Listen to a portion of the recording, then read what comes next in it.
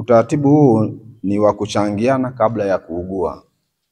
Yani maana yake ni kwamba unakata bima kabla hujapata janga. Yani taratibu za kibima huwa ni kama tu hizi zilivyo bima ya vyombo vya moto.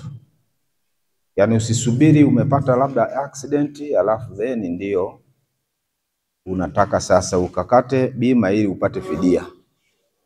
Utaratibu wa kibima lazima ukate alafu then ndio utaona hiyo faida yake. Ina lengo la kutoa huduma kwa wanachama na si kupata faida. Tunakuaga na wakati mwingine mtu anakata bima asipougua, anasema sasa nimekata mwaka huu, kwa hiyo ikiisha hii bima sijaumwa, kwa hiyo niendelee tena. Hapana, ni kwamba usipoumwa wewe kaumwa mwenzako. Tumekuja katika kikao cha Baraza la Waislamu Tanzania mkoa wa Singida kwa ajili ya kutoa elimu ya bima ya afya. Kimsingi tunashukuru kwa hii nafasi ambayo itatusaidia kufanya waumini wote wa dini ya Kiislamu kuelewa dhima nzima ya bima ya afya.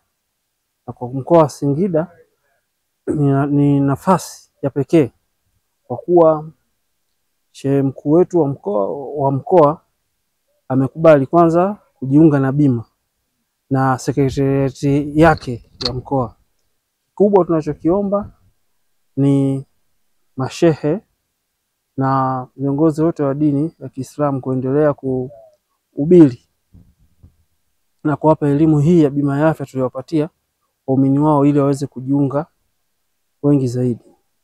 Pia natoa wito kwa shule zote za Kiislamu kuendelea kusajili wanafunzi wa shule zao ili waweze kujiunga na mfuko wa taifa bima ya afya.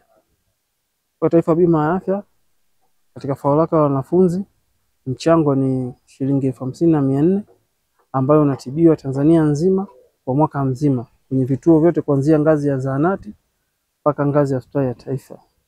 Hivyo shime wana Singida waweze kujiunga na mfuko wa taifa bima ya afya kupitia vifurushi mbalimbali pamoja na hili faulu letu la wanafunzi.